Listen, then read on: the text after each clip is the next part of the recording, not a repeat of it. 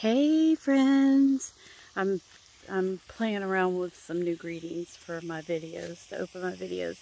And I'm outside today in this gorgeous autumn weather, just enjoying myself. I just got home from a women's networking meeting down near Mall of Georgia that I go to twice a month.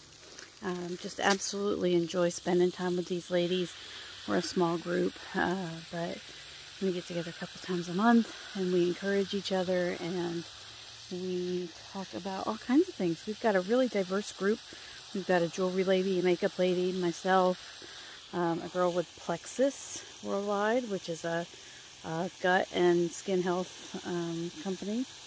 And we've got a real estate agent, a life insurance agent, a health insurance agent. We've got a bunch of ladies, so it's just a really fun time to kind of get together with them and talk about all kinds of stuff. We talk about business, but we talk about other stuff too. My friend Christina from high school is in the group, and she's the one that invited me, and I love seeing her more often, and just hanging out. So it's a lot of fun. So I'm up here in the upper garden. And I'm working on just kind of getting everything limping along. We have not had any significant rainfall in probably coming on 2 weeks now, and we don't have any rain in the 10-day forecast. We were supposed to have rain from Ian, that horrible, horrible disaster.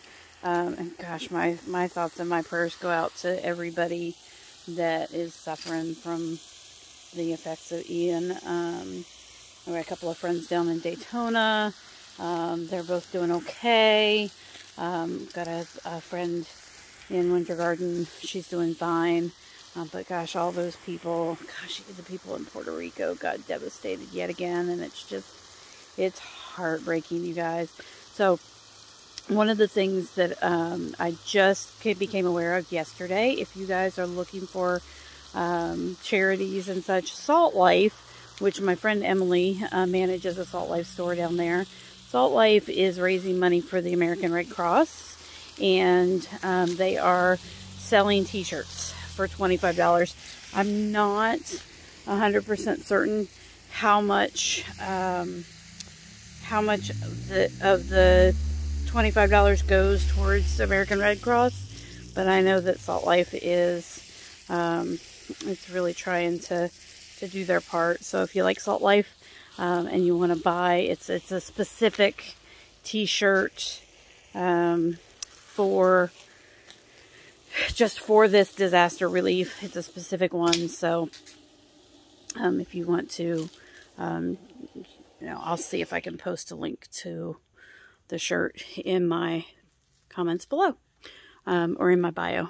And I wanted to give you guys an update. I know most of you have probably not seen the video that I posted last week, but hopefully you'll jump back and watch that for me. But I had a chicken who I thought was a hen, or going to be a hen. I thought she was a pullet.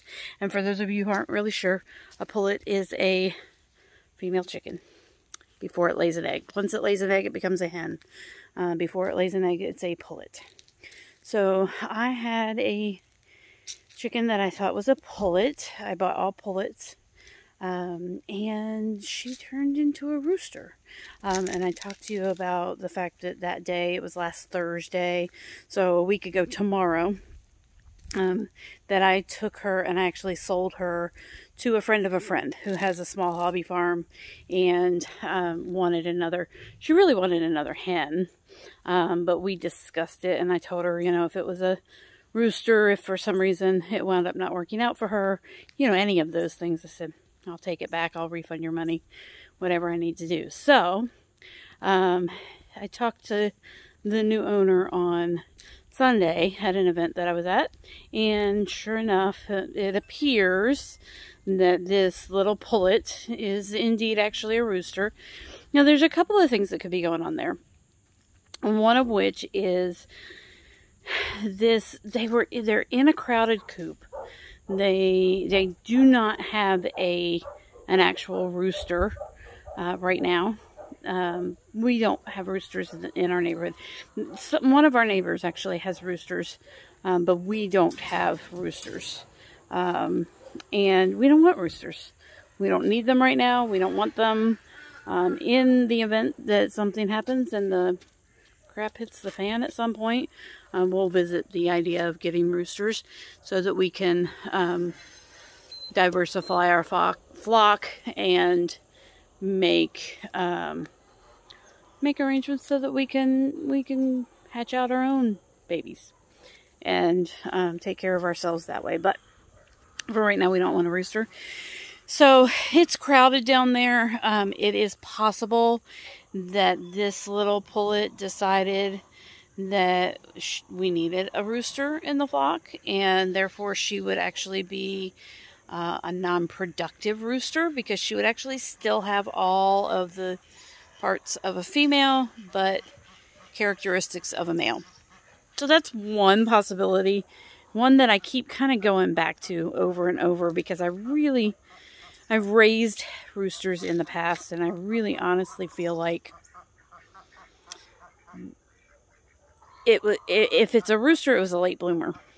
It suddenly, like almost overnight, within about a week to 10 days, all of a sudden doubled in size, started crowing consistently, started eating more, started jumping on the hens, the other girls.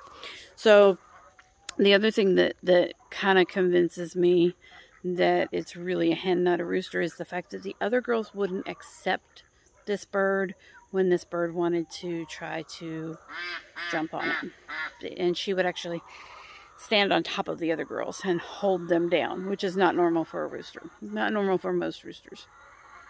So, so that's another possibility, that she just decided that there needed to be a rooster in the family. So another option as well, and I'm actually going to run back upstairs and get my shoes so I can go down there. You can kind of see everybody, because I'm going to let them out for a couple hours this afternoon.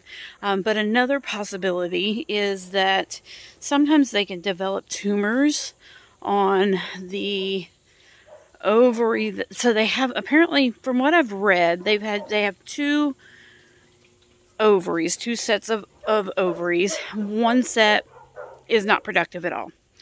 Doesn't do anything, doesn't produce an egg, nothing. And on the other side is the productive ovary. Some hens can actually develop a condition where that ovary becomes non-productive, which then winds up causing them to turn into roosters. Again, non-productive because they don't have the other little parts that are needed to produce children, to actually mate with the chickens. So that's another option, and that in that case, that would be a non-productive rooster. The third option is that it's just a late bloomer. Highly possible, not highly probable, but highly possible that this chicken is just a late bloomer and just didn't start crowing, didn't get bigger until it was 6 months old. So there's not really a good way to tell.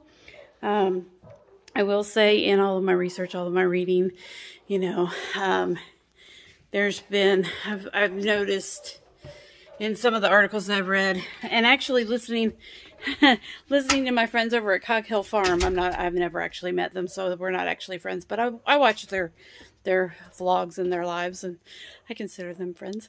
But Jason and Brooke at Cog Hill Farm just bought 12 Rhode Island Red pullets from their local farm co-op or feed store, where they get their buck goat feed. And one of them looks like it could possibly be a roux. And they're like a week old, 2 weeks old, something like that. But they've already noticed, see, and that's the thing, they've already noticed it stands taller, it stands straighter, its feathers look different. So they've noticed characteristics that make them think that this is actually a rooster.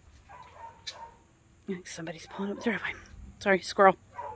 But at the feed store, they told them that in most cases, when you have what are called sexed birds, which means that somebody sits when they're just newly hatched, once they're completely dry and out of the shell and everything, there is somebody at the hatchery that sits down and looks for characteristics of a rooster. They look for the little penis.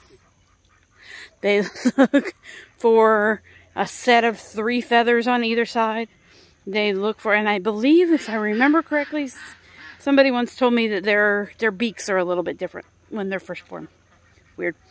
But there is somebody that sits and does that. And you're talking hundreds and hundreds, if not thousands of birds a day. And I'm sure they have more than one person that does that, that sexes these babies. Hopefully they have more than one person that sexes these babies, so that it's not one person all the time. But there's about a 10% fail rate where they may miss something. So I'm going to turn you around so you can see everybody as I let them out. Yeah, so about a 10%. So, you know, we had 20 birds. One rooster out of 20 birds really isn't too bad. That's obviously less than 10%, but, you know, so that's not too bad of odds. It's just not something that I've ever had happen in my flocks before, so here we go. They love it. They love this time of day when they get to go out, and the ducks are going to all hurry up the hill. They're going to go up and they're going to find their, I know, baby girlfriend. Come on out. I actually think this one's probably a boy. I keep thinking it's a girl, but the way it sounds, I think it's probably, I know, baby. But she's big and fat and heavy and has bad feet. So, come on, sugar bear. Let's go. Good, good, good. Good, good, good. But the way it quacks, I think it's probably a boy. I'm most likely going to be finding somebody else to take care of that one for me. It's just not doing well. It's so big, it just doesn't fit in the coop well. It can't move around a lot, and so I think that's what wound up causing its foot deformities, and it just doesn't walk great. And yeah, so there's issues with that. So everybody's up there. Everybody's up at the pool. This one will get up there eventually. But yeah, so they're doing fairly well. But it's a small coop. And it's crowded. And I actually got another blue egg today. So I was out doing some things the other day, and Todd texted me a picture of a little blue egg. And we got another one. That one was on Monday, I think. And today is Wednesday, so yay! So we're still only getting about 3 eggs a day, which is super disappointing. But it's okay. It's fine. Hopefully they'll all eventually start laying, and you know, we'll get lots and lots. We'll get at least 8 eggs, 7, 8 eggs a day most days. But yeah, so anyway, so the new owner has renamed this chicken Bruce Jenner. Kind of a joke, a little bit of a joke, and it is thriving where it's at. Leah is in love with him. Says he's very good with her girls. Her girls are very good at kind of putting Bruce Jenner in its place and making sure it knows all the rules. So we'll see how it continues to go. We'll see if she's able to continue to keep it. Hopefully she will be able to. It's a barred rock, so it's a dual-purpose bird. So if it has to go to freezer camp, it can. But we just all want to try to avoid that if possible. And, you know, if we're really, really lucky, it's actually a roux. And if she ever decides to hatch out eggs, then she's got a good roux to work with. So that's my update, guys. We pray for us as far as rain goes. Everything's just kind of dying. Our lake is down. Our lake is a big It's a big, huge reservoir for many, many counties, and we actually send water down to Florida and over to Alabama. So a lot of people depend on our lake, and our lake is down. We're getting into a drought, so we need rain soon. We really need rain soon. Yeah, and pray for us as we work on, we're not tearing this down, but we will be building a new coop out there. And that's already kind of sort of started a little bit. There's some debris removal that's been going on that will facilitate that building to begin happening, so that we can get everybody into a bigger coop. So I bless you guys. I thank you for hanging out with me today, for the little update and all the things going on. Like I said, I will try to post a link to the Salt Life t-shirt for American Red Cross Florida Relief in the description and or in the comments below. And if you missed last week's video explaining why the bird that I called Bertha had to go to a new home, click on that and get caught up, and I will see you guys on the next one. Have a great day. Bye.